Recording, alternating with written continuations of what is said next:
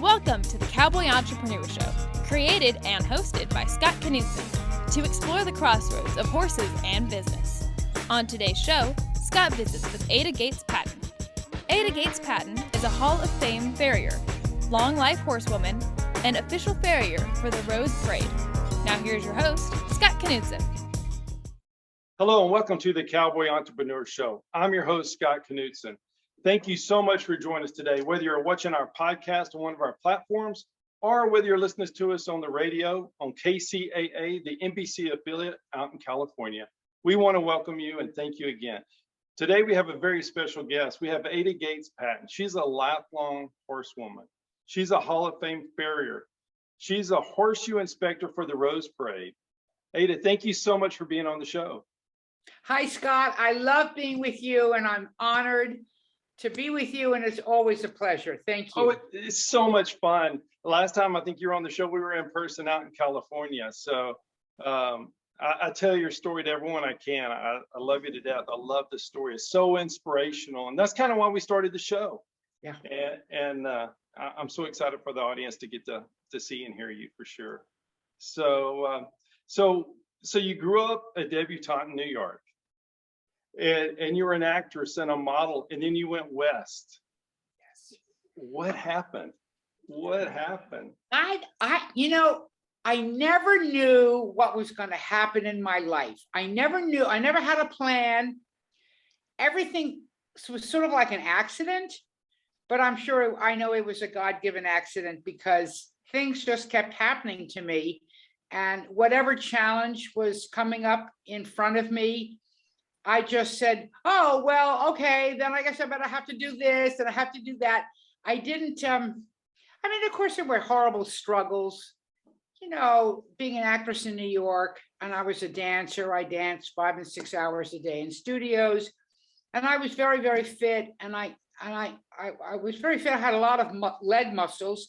And then later, which is a long story later, when I became a horseshoer, all those dance muscles held me in good stead. Isn't that cool? It all circled back. Yes, it all it does. circled back. Yeah. So how did you choose to go from being an actress and a model to being a horseshoer? A girlfriend and I said, well, why don't we go on a car trip out west? I said, what? I've never been west of Hoboken. West? Well, she came from Western Canada, so she knew of the Western United States. So we borrowed my brother's car. Hi, John, can I borrow your car for a year to go out west? Anyway, so we drive out west, and the car breaks down in Vail, Colorado, which is a ski town. Mm-hmm. It was in the middle of the summer, and it was beautiful, and there were people hiking and having fun. And I said, wow, this is beautiful. I really like it here. I've never been in the Rockies. And so she said, well, I'm going to go home and be a stockbroker. I said, well, I think I'm just going to stay here. So I stayed in Vail, Colorado. The first thing I did was get a horse because as a child, I got a pony when I was 4 years old. And I rode horses all my life. I went in horse shows. I fox hunted. I just always had a horse, always. Until then, the career in New York, I didn't have horses. So it was some years later that I'm landing in Colorado. I'm in sort of my mid to late 20s. I think I'll get a horse. I live in the Rockies now. I live in the wild, woolly West. Got a horse, couldn't find a horseshoer. Saw an article about a horseshoeing school in Oklahoma. I said, well, listen, I'm just going to go and learn how to shoe a horse so I don't have this problem anymore. That was all I thought about. Go to the school. The teacher says what a good job it is to be a horseshoer. Now there's me and 49 guys.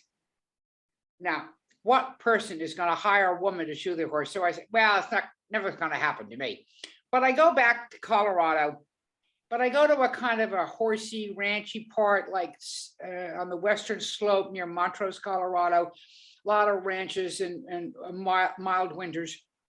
And I start shoeing horses in Colorado, in Montrose. And my first jobs were from housewives.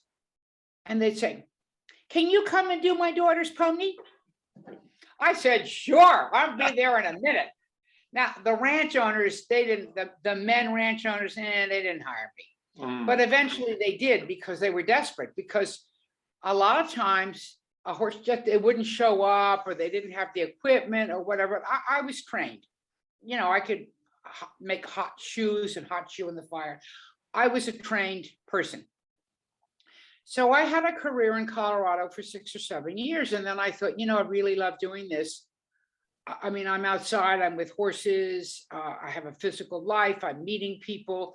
It just clicked off all the buttons, you know, it was wonderful.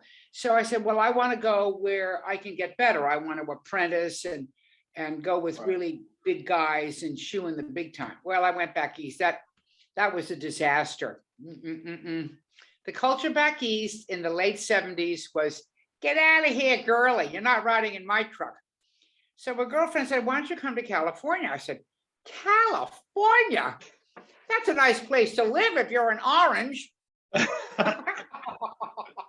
mean, you know, if you're in New York, New Yorkers are very big snobs about California. Right. They don't think anybody out here thinks. I love it. I love it. Anyway, I come to California, completely different culture. Now, the horseshoes didn't embrace me, but they didn't kick me out.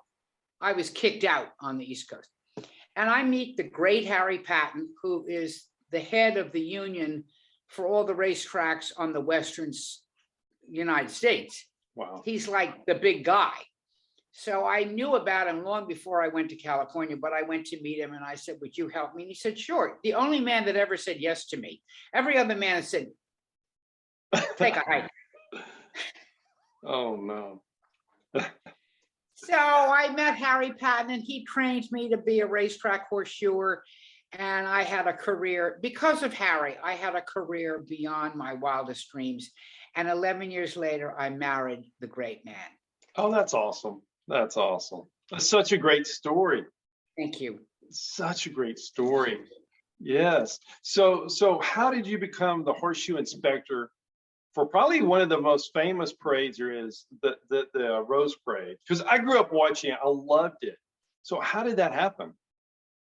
Well, the funny thing is, I worked for this wonderful woman called Linda Klausner. And she had in her backyard in La Cañada, Flint Ridge, which is just like up near JPL, it's just in the foothills of the Sierra Madre Mountains. And she had these little Shetland ponies, and she gave pony ride lessons. And I was her horseshoer. Well, the only way to handle a Shetland pony is you sit on the ground and you put your legs under the pony's tummy, and then you put the foot on your lap and you just rasp it. So there I am for years and years, rasping Shetland pony feet for Mrs. Klausner. Well, unbeknownst to me, she became the equestrian chair for the Rose Parade. So I'm up there, this is years later. She says, Ada, we have a problem at the Rose Parade. People are not putting traction devices on their shoes. They don't know what to do. They don't know how to do it. We don't know what to tell them. And the horses are slipping and falling down. We need an inspector. It's going to be you. What? Wow. So because of Mrs. Klausner and because of trimming the Shetland ponies, I became the Horseshoe Inspector for the Rose Parade. Oh my goodness. So I love Mrs. I just one of my best friends forever. Anyway, so I hope she doesn't mind my mentioning her name, but she's an honorable, wonderful woman. So I had to create the job. There was no job there. So I created all the specifications. The issue of horses going on the pavement in the Rose Parade is that they will slip on the pavement. So how do you prevent that? We don't want horses slipping and falling down. They're like a hog on ice. They can't get up because every time they put their feet down, they slip again. Sure, sure. So I created a whole list of things where you can do this, you can't do that. You can put these things in, you can use this, you can drill in. You know, I just gave them, you know, rubber shoes, whatever. And I made this long list. And then a couple of months before the parade, they always have a big equine meeting. Right. And they get all the specifications of what's expected of them for the parade, not just their feet, but other things. So that's how it started. You know what, Scott? I don't know. I think I've been doing this for 20 years, 25 Isn't that years. amazing? I don't remember. Isn't that I don't awesome? remember when I started. Isn't that so awesome? Well, I love the fact that everything you were challenged with, whether it was on the track or doing this or even that pony, you excelled at, and everything leads to another. And that's the entrepreneurial mindset. So Scott will be right back with more from A to Gates Patton. Hi, I'm Scott Knudsen, host of the Cowboy Entrepreneur Show. Today, we're going to talk about something I'm really passionate about. Those that know me know I love my coffee. Those that don't, now you know I do. And we've been working on this for several months, and we wanted to get it just right. And we don't put our name on anything unless we feel 100% certain it's the best product we can get. And we've done it. I really believe we've done it. We've created a coffee line, 13 great flavors. I'm going to show you 3 of them. We have K-Cups in all 13 flavors. Here's a Jamaican Me Crazy. It's just a really great coffee. Everyone has great logos. It has a brand, the same brand that's on our horses, our trailers. You know that brand means something, and we wouldn't put it on here if it wasn't good coffee. We have whole bean. This is a great Honduran blend, and it's a whole bean coffee. We have whole bean in all 13 flavors. And then we have a ground coffee. This is a really great one. My wife and I really like this a lot, loved it. So we named it after our daughter, Hades Blend. Everyone has the packaging and the logo of the show, our brand. And I hope you like it. I really believe you will. And we're going to have more flavors coming out soon. We're going to have the pumpkin spices, and then we're going to go to peppermint after that. And please send us your suggestions as well. You can find it at cowboyentrepreneur.shop. Think coffee shop. Cowboyentrepreneur.shop. Thank you so much.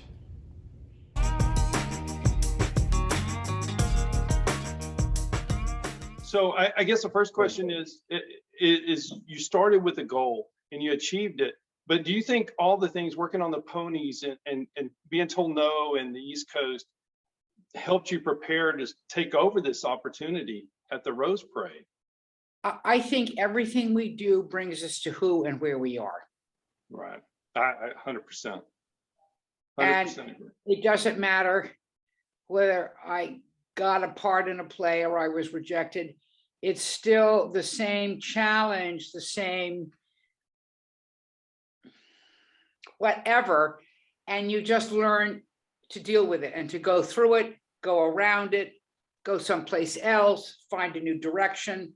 And the difference between being an actress and being a horseshoer is I wanted to be an actor for all the wrong reasons. I wanted fame, approval. I wanted people applauding me. I wanted the money. I wanted to be a celebrity. No, I didn't have the drive to be Meryl Streep. Right. So all the failures just made me quit because I didn't have the drive. But when I became a horseshoer and things kind of evolved, you know, you start out with your own horse, then you do the neighbor's horse, and then blah, blah, blah. And then you hit the big time, you go to Santa Anita, Hollywood Park, and Del Mar, hello. And you're in like with the top horses in the world. You know, you get there because you have the drive to be good. Right. I wanted to be the servant to the horse. Awesome. And I always was the servant to the horse. It was never about me. Oh, yes, of course it was about me. Everybody has an ego, but it was always about the horse.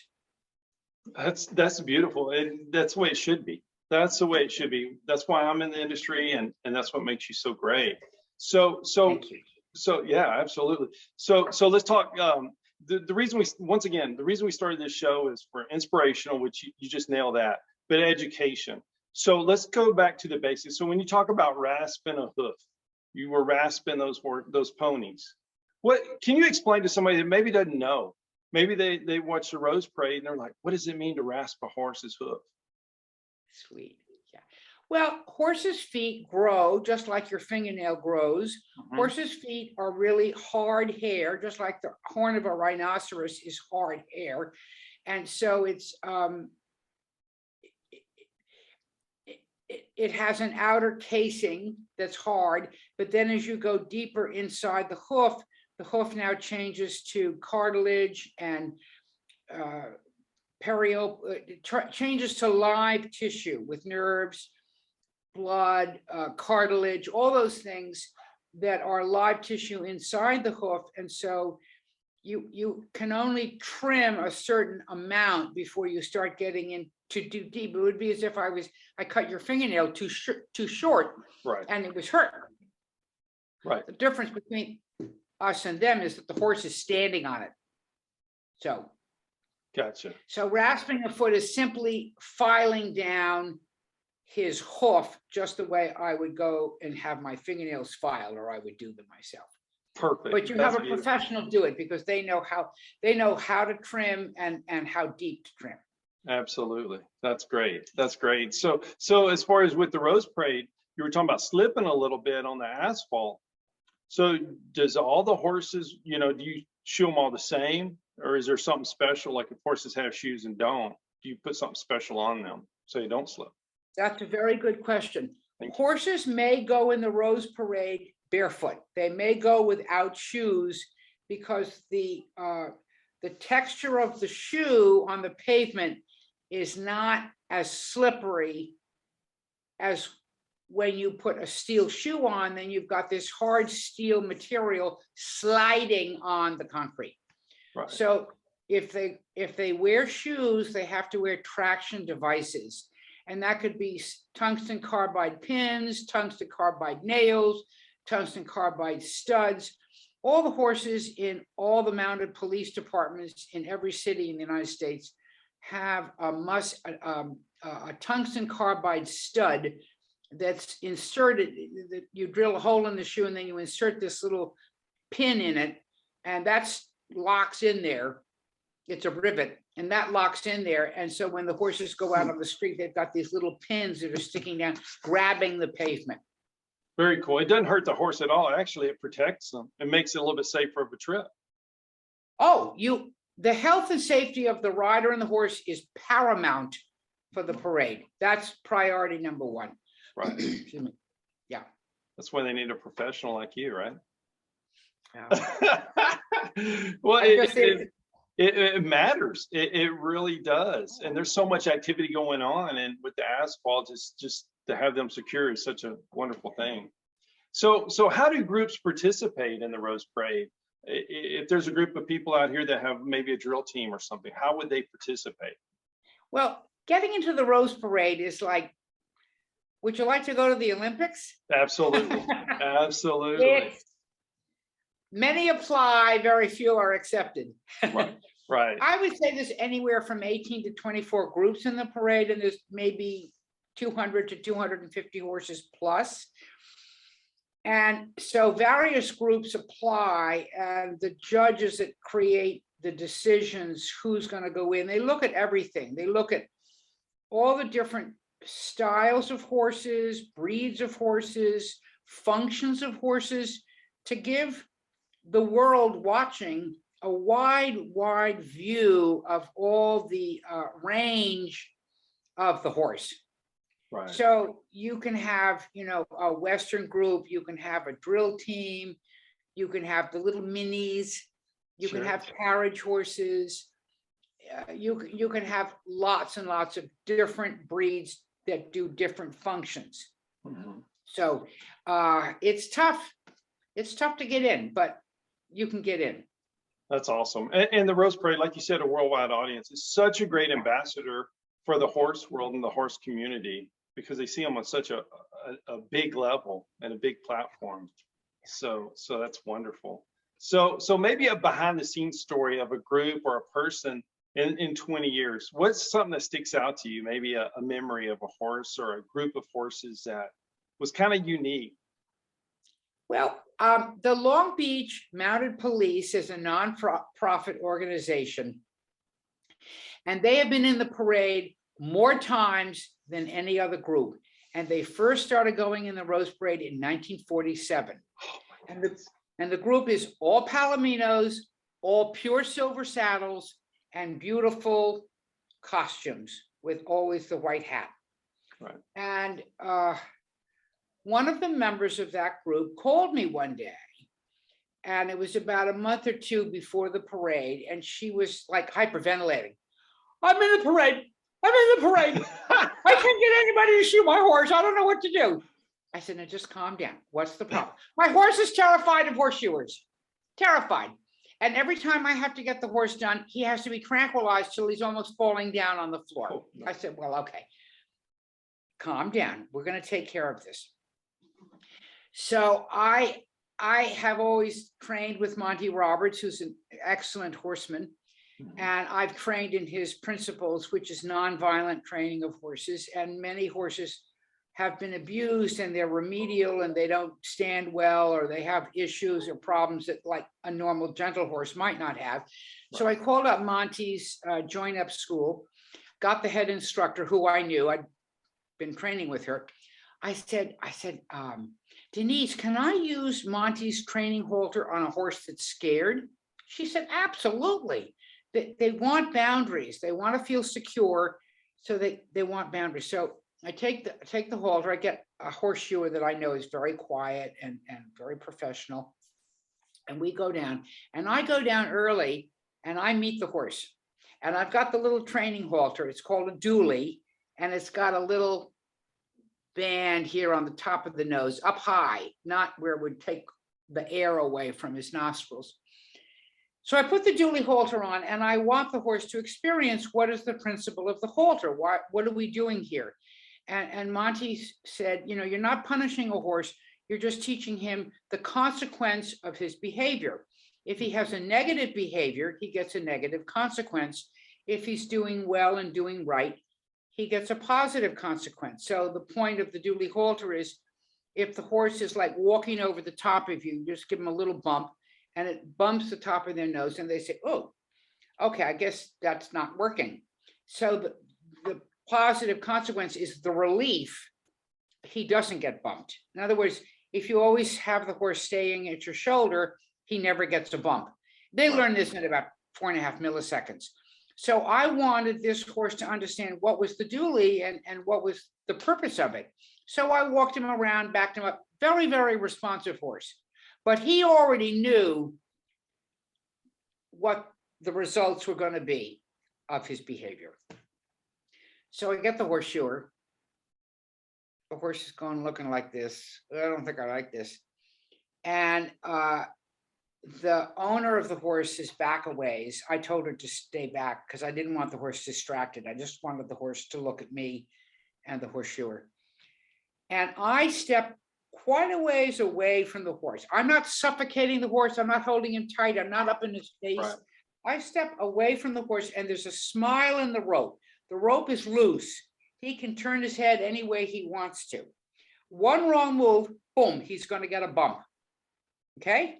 Okay, I'm with you. This horse is so smart. I'm standing some distance away. There's a smile in the rope. The horseshoer is very quiet. He approaches and he starts shoeing the horse. And the owner is some distance away, and she's videotaping for 17 or 18 seconds her horse being done without a tranquilizer. Oh my goodness. So I emailed it to Debbie Lukes, Monty's daughter, because I just thought she'd like to know, or maybe to the join up school or whatever it was. And I said, this horse could never be done except but with dually halter. He doesn't move. He's safe. He feels safe. It went on Facebook. It got 17,000 hits and 700 shares. That's wonderful. I've been doing this horse for almost, I've been doing this horse for like, I was talking to the owner today. 15 years, 16 years. I've had 3 different shoers with him because they come and go and they're not available, whatever. And when I drive up to the barn, I don't even get out of my car. This horse puts his head over the stall and whinnies at me. So smart. And you know why, Scott? He wanted a friend. He didn't want to be terrified. Right. He didn't want to be like halfway up to the roof of the barn. He wanted a friend. And so he trusts me. He trusts the dually, and he doesn't trust the horseshoer. I don't think the horseshoe could walk in and do him alone. No, it takes that whole sort of team and system. Right. So that's probably one of my most favorite Rose Parade stories, because that horse has been in the Rose Parade ever since. He's How fine cool in the is that? parade. You just can't put shoes on him to go in the parade. Oh my goodness. Isn't that something? It just flying shows in you a how parade. smart and how sensitive these horses are. He's And- a bomb-proof parade horse, but yeah. It's something with And the now shoes. he's perfect. Isn't that something? Isn't that great? That's just a great story. And I love the fact it was just a great resolution to it. That's Thank just you. so cool. So how do people get there? So for someone like me that's never been to the Rose Parade, but I'm going to change that. I'm going to go. But so if you're taking horses, like I know there's riders from Hawaii, there's riders from across the country and maybe, other countries. How do they get their horses there? They fly them Well, over? I just was noting who was coming in this year. We have Texas, Missouri, Hawaii. We often get horses from North Carolina, Illinois, Michigan. They're different groups, and not counting Hawaii, but if they're on the continental US, they usually put them in big trucks and bring them all the way across the United States. Can you imagine what a trip that is if you've got like 20 horses in a group? How many trucks have to go? Right. And the logistics of moving 20 horses across the country and, safe, sound, able to do their drill team formations. They have a performance day called Equest Fest.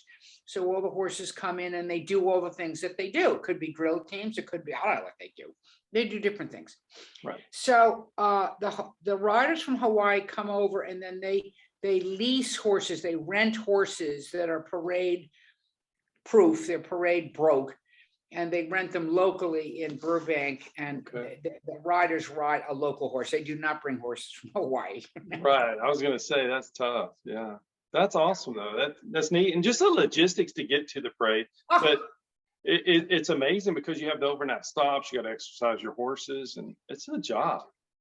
Well, the nice thing is they go to the LA Equestrian Center in Burbank, which can house, like 1,000 horses. And they have a special area near and under covered over arena, and they have barns, stabling, and they can put all their trucks there, and they can go there like a week or two ahead, get the horse acclimatized, exercise him, get the horses with new shoes if they need them. I provide, well, we'll get to that in a while. Yeah.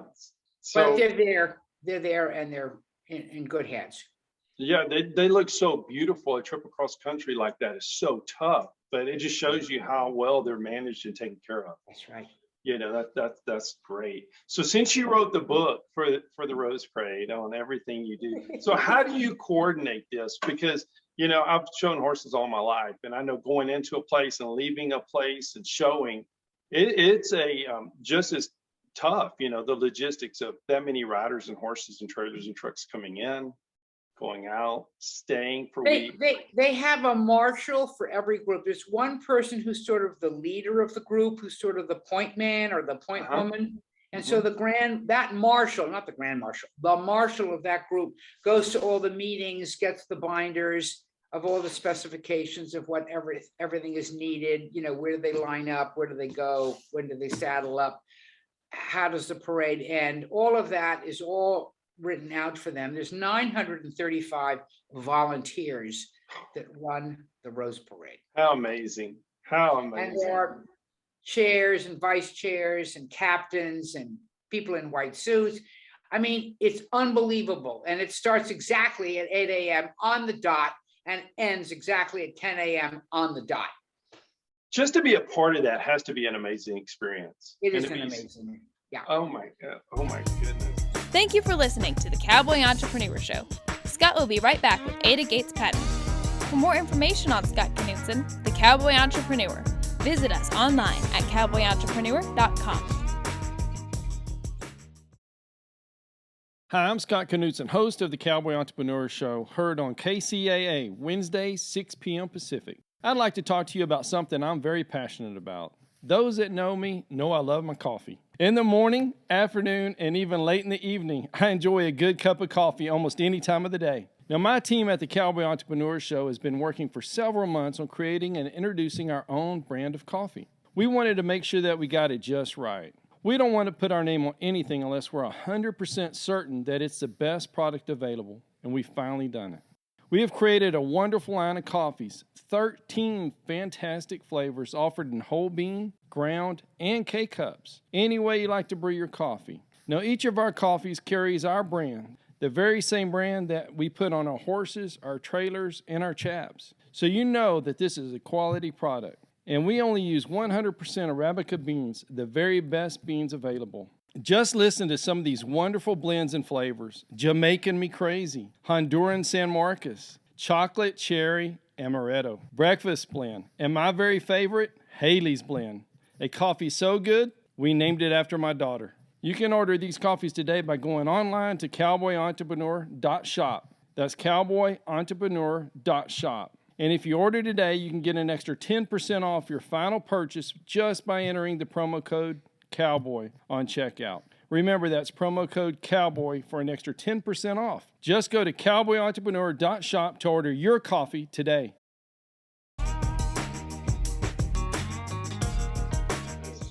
So when they're doing the parade route, is there anything in particular that affects a horse a certain way? Because, watching it, there's long straight paths with lots of people on the side. Then there's curves, or is it? The parade starts going up Orange Grove Boulevard, which is a straight road north.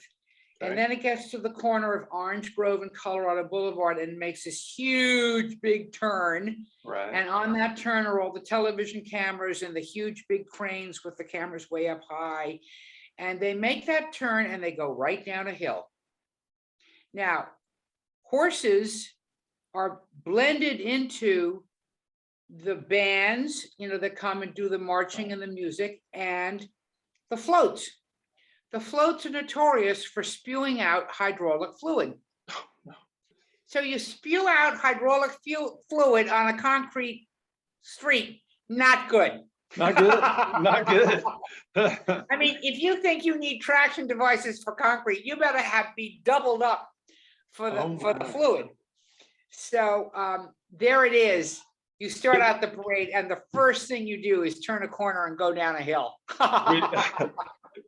Corner hill. And we've had some wrecks. Oh my goodness. And all the cameras are just right there. It just hits up in the beginning. Yeah. But that's something people don't see, but you get to see. And that's why I'm so glad you're on the show. It's talking about the floats leaving the hydraulic fluid. You got to have the horses just right as they're making a corner, and there's people there. Yeah. There's so much. One year, there was a man who was not too familiar with being in a parade or riding a horse. I don't know anything about the man. But they didn't saddle him up very well, and they didn't tighten his girth very well. And he was holding a big flag on a big pole, So he comes around the corner, and the saddle starts to slip. And he's right there going down the hill. The saddle starts to slip, and he goes with the saddle, and he pulls the horse down. The horse goes flat out on the concrete in front of 5 gajillion million people. Oh, no. Oh my goodness. The guy just pulled the horse over. He did, but the saddle was like sideways. Anyway, so that was bad. And then one year we had mules. We had one of 20 mule team Borax things. Well, don't mess with a mule. Right, absolutely. Do not mess with a mule. Something happened, and I think the mules either closest to this wagon. I mean, the wagon's huge, and there's 20 of them. Something broke, like the breeching, that goes behind their hindquarters. Yes. That as you go down a hill, it pushes against their hindquarters, and they stop the wagon behind it. Well, guess what? It broke. And this wagon started to pile over the top of 20 mules. And these 20 mules bolted down the street and headed right for the audience. Oh, no. Oh, no. I don't remember. I think I saw it, but I don't remember what happened. But somebody leaped out and, pulled them away from the audience. Oh, my goodness. You cannot stop a mule. He's not going to stop if he's got a wagon going over the top of him. Yeah. I don't think I would either. I don't know why I'm laughing so hard, because it's a terrible thing. Oh my goodness. Well, when you're watching the parade, you don't know everything you're watching. You're watching these beautiful floats and these beautiful horses. Everything looks beautiful and perfect, but there's so much backstory. It's amazing. And that's what's so. A lot of people don't realize, how do they get to the parade? How does this all happen? Well, the parade starts at 8 a.m. Well, let's re-rack the tape. All the horses come in their great big trucks. The Clydesdales have enormous trucks, but all the riders come in. They're either 2-horse trailers or they're 8-horse, 10-horse vans. They come in at midnight. At midnight on January 1st of the new year. And they line up under a freeway overpass, and they line up for like a half a mile. There must be millions of dollars of rolling stock lined up on a freeway underpass, getting ready for the Rose Parade. So they go in there at midnight, got to make sure they're in place. Sure. Sure. They have to sleep in their trucks, fully clothed in their costumes. There's porta potties, but that's it. There's no bathrooms or, got to fix my hair. No. So the horses are in the trucks, the riders and all their entourage are with them. And it's like a little city. They have bonfires and barbecues, and they get up at 4 o'clock in the morning and they make breakfast. And it's like, the ultimate camp out. That's awesome. So they start getting the horses out. They put all the fresh flowers have to go in their tails and manes. Fresh flowers only on the floats and on the horses. No artificial flowers ever anywhere in the Rose Parade. So these all have to be woven into their manes, woven into their trail. It's cold. At 4 o'clock in the morning, you don't realize it's cold in California on January 1st. And so they're bundled up, and there are the horses. And they're all getting prepared, saddled up with the flowers and the whole thing. And then I show up. It's 5 o'clock in the morning. I'm the Horseshoe Inspector. I'm going to check every group. Are you properly shod? Are you in compliance? Can you go in this parade? So I start with a flashlight and a clipboard, and they're terrified when they see me coming. Sure. Terrified. Oh my God, am I going to pass? Can I pass? Now they've had a lot of preparation, and I've been in the stabling area, days before, and I've checked all the horses, but a lot of horses come in that have not been at the LA Equestrian Center. They've just come in straight from wherever they live. So I go up through those horses, and I can't check 200 horses. But I spot check different horses in each group, and they don't know which horse I'm going to check. Gotcha. And so I spot check the horse, and I've got my list, and I say, okay, this is the Scripps Miramar, whatever, painted saddlebreds. Of course, they're always perfect. I never worry about them. But other groups that are not new, that might not know, right, or might be unsure. And I go through, and if somebody has knowingly, willfully, purposefully not put on traction devices, not good. Not good. Not in compliance. And it's 4 o'clock in the morning, too late. There's no horseshoer in the pit. There's no repairs. It's done. You're ready or you're not ready. Right. So people say, well, have you kicked them out of the parade? Oh, no, not my job. Not my job. So I just write down the name of the horse, the rider, the group, and I go back to the equestrian chair, the big kahuna, the jefe. You're right. And I say, Madam or sir, blah, blah, blah is not in compliance. That's all I say. They decide whether they're going to let the horse go or not. Right. If the horse goes, maybe don't want to, I don't make those decisions. I can almost guarantee you they will never be invited back again. So don't mess with not doing what you're supposed to do. Right. Well, you have such a great opportunity to be in the most famous parade there is. just follow the rules, you know, And there go are a with lot it. of rules. And ask very questions, strict. you know, ask questions. That's the best way. Well, no, and they get lots of information. Everybody is trained. I mean, there's nothing that's not discussed. It's Right. not like, oh, well, you'll figure it out. No, no, no, no. It's all written out. It's in black and white, and there's a lot of rules. And when you make your application, you put in photographs of you, the rider, the horse, all the details of the rider and the horse, date of birth, driver's license, age, the whole thing, and the horse, the same thing, breed, how old is the horse, what is its health certificate, all of that stuff. And once that group has been accepted, no changes. That rider must be on that horse, or well, you just can't change. Right. The only thing that's allowed is if you drop out. I, as an individual, have decided to drop out of the parade. I'm not going to the parade. No replacements. No, no, no, no. It's that guy and that horse. That's it. That lady, that horse. That's it.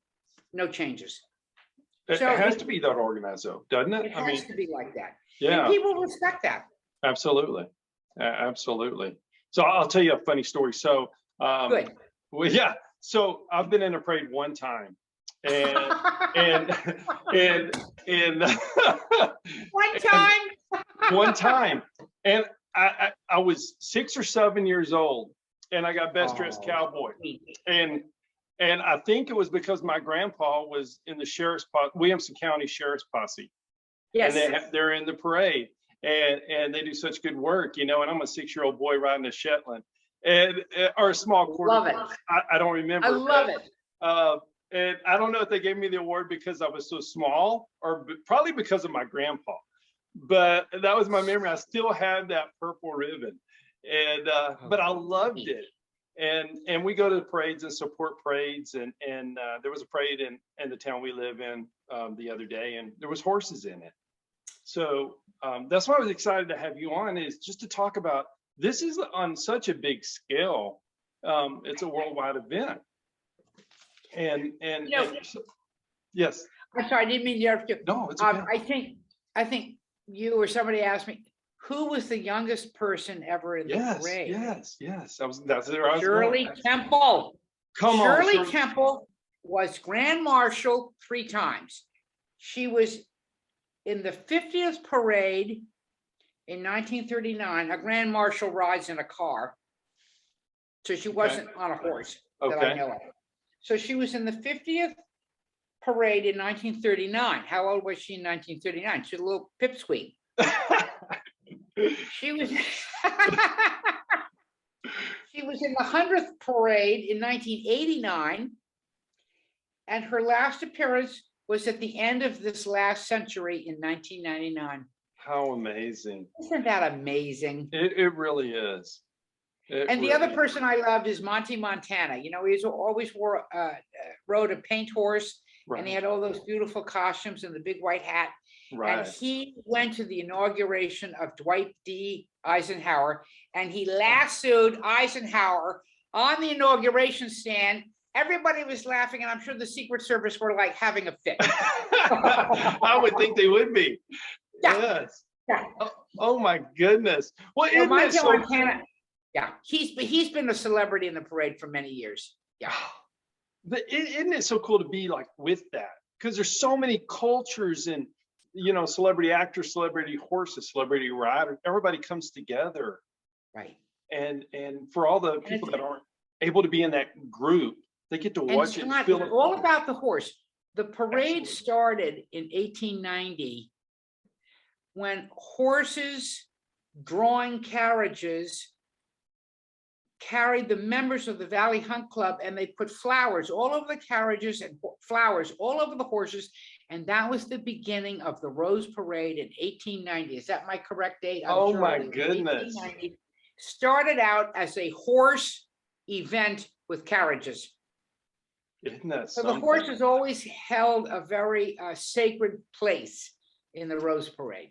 So if you think about it, it started with the horse. Okay, that's how Yes. important. Now the whole world sees it. It's the most popular parade in the world, Yes. and you're the Horseshoe Inspector for it. Is that not the coolest trip from the actors? Well, I get to meet wonderful people. Yeah. I mean, the Scripps Miramar painted saddlebreds, Mhm.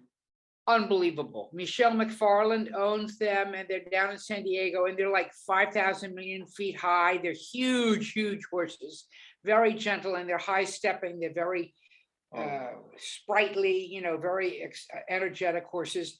And their costumes and the saddles and their how they're turned out is extraordinary. I think the Scripps Miramar, I don't want to make anybody feel unhappy, but they're consistently in the parade and they're consistently glorious. Oh, But there's a lot of other groups that I love, and they've been in the parade for long times, and then they switch out and they put new people in, and it's kind of a revolving, rotating state of being. very cool. Very cool. So so we're getting close to the end of the show, which I don't like. I could do this for another hour.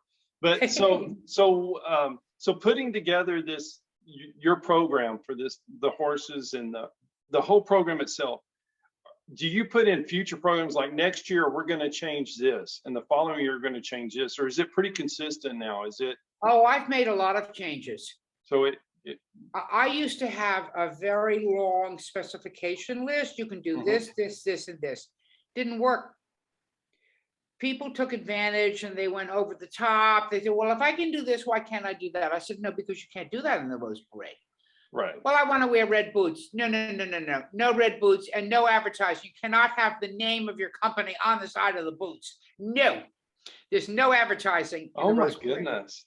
So there's all kinds of situations that have come up over the years. And you know what? I was not nice. I just said, well, that's fine. We're taking it out. You can wear horseshoes with studs, or you can go barefoot. Take it or leave it. Right. That's it. Right. No this, no that. No, I've made it. They got two choices. Well, I think it's so important though, when you have that many people, that many horses, and that many different thought patterns about how to be in a parade, you have to be consistent. Yeah. So do you think that, so once again, entrepreneur question. So do you think that's from being an entrepreneur for so long, you're running a business, even though it's a one-day event, you're changing as the times change and with the problems? Yeah, I did respond to changing conditions without question. I mean, for years, things were the same. And then there was sort of a flurry of upset. And I said, well, that's easy. We just take away the choice. Right. Simple. Absolutely. Yeah, absolutely. And, Yeah. I was a little uptight about it. And I went to the, well, he was the then president. He had, people move up through the ranks until they become president. But he had been my equestrian chair for several years, like earlier. And I emailed him and I said, I would like to do something. And I don't know if that's going to be okay with the Rose Parade. And he said, the president of the Rose Parade said, Ada, whatever you say goes. I love it. No conversation. That's 100%. You're in charge. Whatever you say goes. Problem, they can call me. It's wonderful. Isn't that great? Well, it's a testament to you for sure. Well, I love that man. I loved him as president. I loved him as my chair. I like all the equestrian chairs are great. They have a huge, huge job. Incredible job. Yeah, absolutely. And to be in the parade, they have to trust y'all 100% because you're going to set them up for success. But more importantly than that, you're going to protect their horse. I also want to be something they don't have to think about. Absolutely. Yeah. Absolutely. There's a problem, I take care of it. See, they don't have time to take care of problems. They have enough problems to take care of. Right. They got to be under the bridge at midnight. Well, there's that. With their trailers in line. All the other things that go on, Yeah. They have to be there on time and in a row and set up and doing that. That's a great thing. Well, what else are we missing? Can you give me one more thing for somebody that is just watching the parade and turns it on and watches it with the family? What is one more backstory? I think that people don't understand what it costs in time, labor, money, emotion, anxiety, effort, driving, logistics. People just think, oh, they just showed up and they're walking down the sidewalk. I mean, walking down the cement, the street. Right. It's huge, huge, huge, huge. Horses can get sick during the parade. They get too hot, they colic, they get sick. We have 6 veterinarians, top veterinarians that are posted all along the parade. They are down in the pit with me. When I'm checking horses, I've got all those veterinarians there. If I spot a problem before the parade even starts, I go to the vet. I say, Dr. Wheat, I'd like to show this horse to you. I think there could be an issue here. And we are always in sync. He never fights and says, oh, you don't know what you're talking about. No, they know better than that. I mean, they know you do. And a diplomatic solution is created and things are done. But I really count on the veterinarians. So I think that the person watching the parade, all those logistics of just physically getting there. And, Right. They're giving up weeks and weeks and weeks of their lives because they have to prepare. Right. They have to practice and train and travel across the country. And it's a big deal. It isn't just, oh, I'm going to go in the, 4th of July parade in my little town. No, it's not that.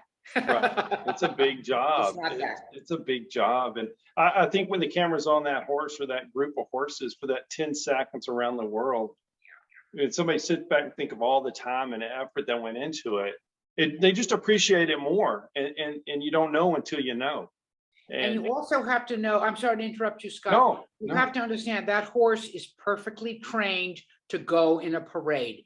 The distractions, the noise, the screaming, the people throwing things. There are so many things that could frighten a horse and make them blow up, rear up, spin around and bolt. And they don't do that. They're trained to go in a parade. They are top professional horses. And that alone takes years of training. Years of training and conditioning, for sure. Absolutely. Well, it was such a pleasure to have you on the Cowboy Entrepreneur Show. I appreciate you so much. And thank you for sharing some experiences with us. And I know when everybody watches the parade, they're going to be thinking about you. Thank you, Scott. I love being with you. I love all the questions you ask. And it's very exciting for us to be together and talk about the things that we love. Absolutely. Hopefully next time we'll be in person. I've just got to come out to California. Better be. Yes. I miss you. Yeah, I miss you too. Well, thank you so much for being on the show. We'll talk soon. Okay, sweetheart. Thank you. Bye, Thank you. Scott. Bye. Thank you. Bye-bye. Bye.